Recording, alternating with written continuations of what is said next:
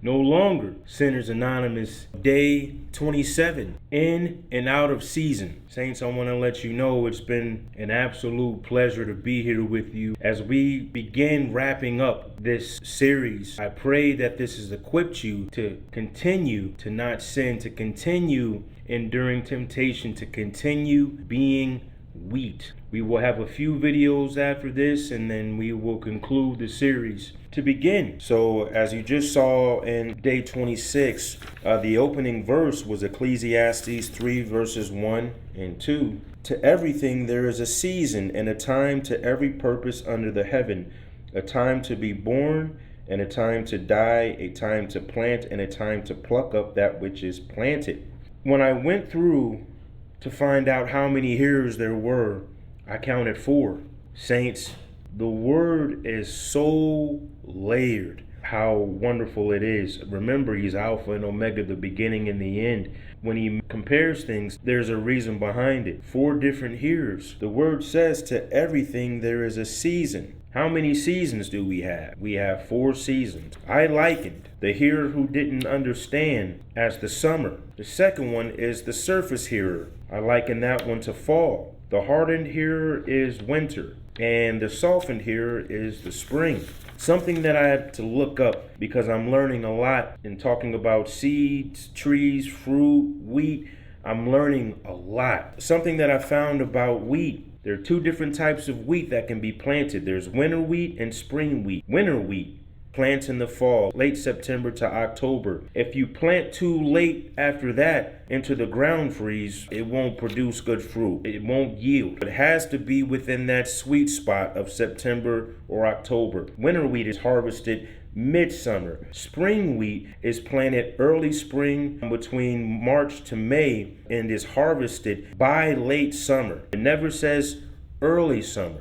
That means there's a time that it needs to be harvested. And there are sweet spots when the wheat needs to be planted and a sweet spot when it needs to be harvested. Any earlier or any later jeopardizes or compromises the yield. Very interesting. You can liken the hearer who didn't understand to early summer. It was planted too late or planted too early. The surface hearer in the fall, it was planted too late, did not have time to grow root because the ground was already too cold. The hardened hearer is the winter. Spring or winter wheat you do not plant in the wintertime. Who wants to plant in the cold? The softened hearer, I liken it to the spring. It's the sweet spot for the spring wheat to be planted. And springtime is so much life. And I liken the John 6:44 again to being soft-soiled, being able to have your heart broken up, to be able to have the word and the seed grow root and grow within you, and be able to come to that full age of maturity to yield much fruit.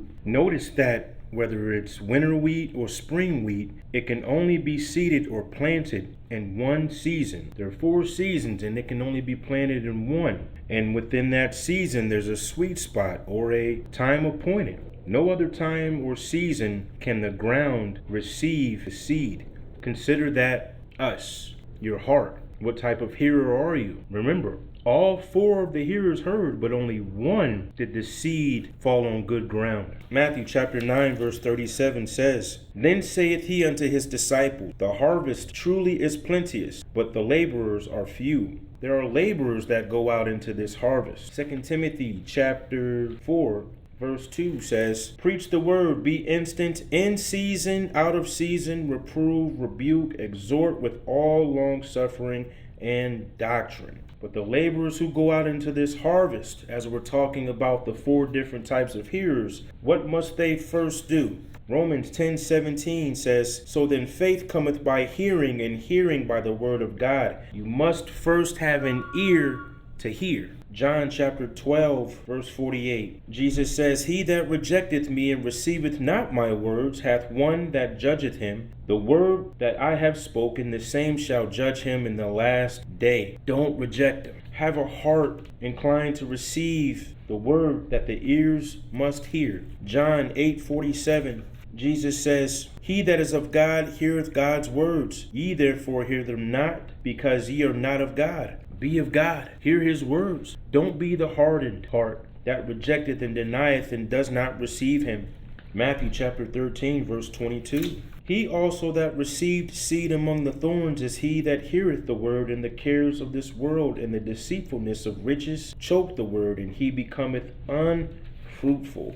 Don't be unfruitful, saints. Hear him, and not only hear him, but be the fruitful hearers who understand the word and are exceedingly glad. 2 Timothy chapter 2, verse 6 says, the husbandman that laboreth must be first partaker of the fruits. 2 Peter chapter 1, verse 4 says, whereby are given unto us exceeding great and precious promises, that by these ye might be partakers of the divine nature, having escaped the corruption that is in the world through lust. Both of those scriptures dealt with being partakers. What are we partaking of? Whatever tree you partake of, you will produce that fruit. Matthew chapter 13, verse 8, Jesus says, but others fell into good ground and brought forth fruit, some 100-fold, some 60-fold, some 30-fold. Who hath ears to hear, let him hear. Your heart has been transformed, aerated, tilled, seeded, and fruitful. Be fruitful and prepare for groundbreaking work to do in others in Jesus Christ. Mark 16:15 says, go ye into all the world and preach the gospel to every creature. This is the harvest. It says the laborers are few. The word says, come out from among them and be ye separate. Narrow is the way and straight is the gate that leadeth unto salvation and everlasting life. Few be there that find it. Be a part of the few.